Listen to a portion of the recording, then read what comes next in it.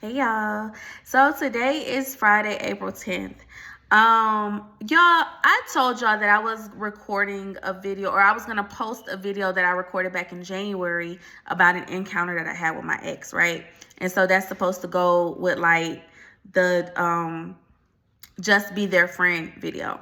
Y'all, I'm listening to this video, and while the situation still stands, I'm having to like I'm having to cut and edit it too much. I don't do that.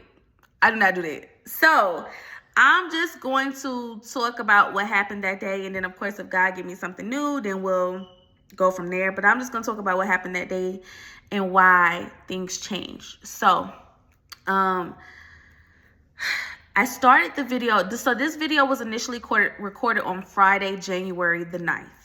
All right. So this situation happened Friday, January 9th. I recorded it that day. So just to describe me and my ex, again, I've said it before, but I will describe myself as the emotional person in our dynamic, and he is the logical one. And we have a history of trying to control the narrative of the conversation. When I come to him with an emotional situation, he wants me to see the logic in it. When he comes to me with a logical situation, I want him to see the emotion in it. And it's more so like, at that time, we were not meeting each other where it was. If I was calling him whining or complaining about something, he wanted me to view it from a different, more logical perspective. If he was talking to me about something that made sense to him, I wanted to bring the emotion out of it. I wanted to see the vulnerability within him. A lot of the reason why that was because he's so logical that sometimes I feel like we didn't relate. Because how can you tell me that you understand what I'm talking to you about or what the situation is, and you literally walk around like you're a robot? Like, I needed to see that he had feelings. I needed to see that he felt something. I needed to know that. So that was a lot of reason why I was pulling that emotion out of him. And he was pulling the logic just because emotional conversations are uncomfortable for him. All right, so that's just some background information. So on this day, I've told you guys that I've had some health stuff going on. On this day, I was sent to do some imaging. And so I told him, remember when I told you the doctor was going to order XYZ? Well, why she went and ordered this instead? And he was like, WTF, like how she messed that up? And I'm like, I don't know. Like, she retarded. They slow. Like, they don't know what they doing. And we went back and forth with that banter, him asking me questions, I'm answering the questions, and all this and that. But we left that conversation with me saying, I'm not going to get upset. I got a doctor's appointment scheduled for this day, so I'm just going to see what they say then. And then I was like, well, thank you for allowing me to vent and and agreeing with me that they was retarded, just like I was saying. And he was like, yeah, because they clearly slow. Like, they clearly don't know what they was doing. And so that day, I kept rereading our messages. And I don't know why. Like, something about it felt different. But I didn't know what it was until some hours later. I was sitting at home, and God dropped on me how in that moment my ex met me where I was. In that moment, he did not listen to my situation and try to make it something else. He was not listening to it and saying, well, maybe they meant to do this. Well, maybe they meant to do that. Can you see it from this way? Maybe they try to do this. He didn't do that. He was fully in agreement with me. He was fully supportive of how I felt about the confusion and how aggravated I was. He just was in agreement with me. He was supportive. I keep saying agreement, but he was supportive of how I felt. He didn't try to make it something that it wasn't. He didn't try to make it a more logical thing, what they was doing. Can you see it from this? So he didn't try to do that. He met me where I was in my emotions. And I realized after that, like, he's so busy trying to get a logical situation out of it. But if he just chill and just let me be my emotional self, I'm going to get to the logical situation. Like, I'm a very intelligent person, very intelligent. So I don't need a person to solve issues for me, I would want that. I would love that. But I don't need that. It's not a need, because I take care of everything by myself already. So I don't need nobody to do that. I know how to do that on my own. But what I wanted is a space to just be able to vent about something and you receive what I'm saying without trying to turn it into something else. And so that day was the day I feel like we stopped trying to make each other be what the other person wanted. So he stopped trying to make me be this uber logical person. He received me as I was. Aaliyah is an emotional person. She's still smart, but Aaliyah is emotional. He received me as I was. And in turn, moving forward, I've begun to receive him as he is. When, like I said the other day, we had a conversation and we were talking about his lack of emotion.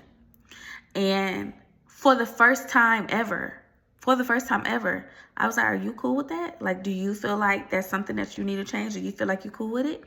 And he was like, yeah, I'm cool with it. I was like, I'm cool with it too. It's the first time ever in my whole entire life I've ever accepted willingly, without being forced, without being coerced. I've ever accepted something that I did not understand, but I respected and I honored. Because last year, when we used to talk about emotional stuff, I used to be like, well, it's okay for you to cry. It's okay for you to do this. It's okay for you to do that. It's okay for you to feel this type of way. Like, still trying to get that vulnerability out of him and still trying to give him the space to feel like it's okay to be vulnerable, versus just let him do and feel what he got to do and feel. That's a grown man. He knows what it is that he needs. He knows what it is that he needs. So instead of me saying, well, you could cry, you should cry about that, I'm just like, as long as you okay with it, I'm okay with it. I don't want to change him. I don't want him to be who I want him to be. I want him to be who he is. I will figure out if that works for me or not, if things were to progress into a romantic situation. Right now, as friends, it works for me because that's his business. It's not even my business how he feel about stuff.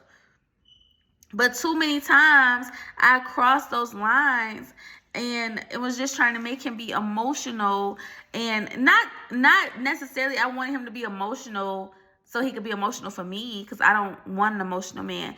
But it was just like I wanted to relate to him better, and I wanted him to feel like he could relate to me better. And what better way can he relate to me than to be emotional?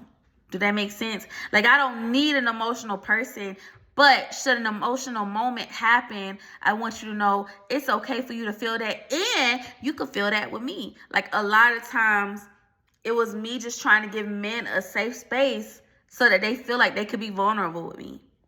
And I just realized, like, if I leave my ex alone, he will come and be vulnerable with me on his own time, and he has. He doesn't see those things that he's done as vulnerable, but I have, because there are things that he wouldn't have talked to nobody about, but he talked to me about it, and I didn't have to push or prod or pressure it out of him. We was in a conversation. He felt the need to say it. He felt like saying it, and he would say it. And it's the same thing with him. That man knows I am incredibly smart. The business ideas that I come up with, the way that I strategize, the way that I put things together, he knows that I'm smart. So he knows I don't need him for logic. But I think in the beginning, when we first became friends, he might have felt like I needed him to be the logical person, and I felt he needs me to be the emotional person. And that's just not the case. Like, that's not what it is. And so that day on January 9th, that was the encounter where I realized we both had stopped trying to make the other person be what it is that we wanted, or be what it is that we were comfortable with, and we had just accepted them where they were. And it worked for us, and it works for us. It still works for us. Acceptance and respect for what somebody else chooses to do or chooses to be, it'll get you a lot further in life, and it'll help you maintain healthy relationships and healthy boundaries. So I said in that word about just let them be your friend, stop trying to make people be who you're comfortable with them being. Stop trying to make them be like you. Stop trying to make them be who you need so you can easily accept them, easily digest them. It's not about you. Let people who be who they are, and then you decide if this is something that works for you. But I guarantee you, a lot of time, if you stop trying to fit them into a box and you mind your business and you let them be them and you be you, you'll realize a lot of things do work for you simply because it ain't your business for it not to work for you. How is it my business for him to be emotional? Does his emotion impact me in any way? No. So if I just leave him be and I mind my emotion and I mind my business and I let him be who he chooses to be, I realize our friendship runs a lot smoother. Same thing with him. Who are you to try to make me be this uber logical person just because it works for you? Our friendship moves a lot smoother now that he's not trying to make sense of everything that I feel and trying to give me a new perspective of everything that I feel. You don't have to do that. I know, even being an emotional person, I know that my emotions are not always correct. I know that already. I promise you, I know that not every feeling I feel is a fact. So I don't need somebody to come when I'm venting to you for you to come and say, well, maybe you should look at it like this. Nah, I'm going to look at it how I'm looking at it right now. And then when I come out of this, I will look at it in a different way. When I done calm down. Right now, all I see is red. Ain't no need for me to try to see it no type of way because I can't make sense when I'm in my feelings.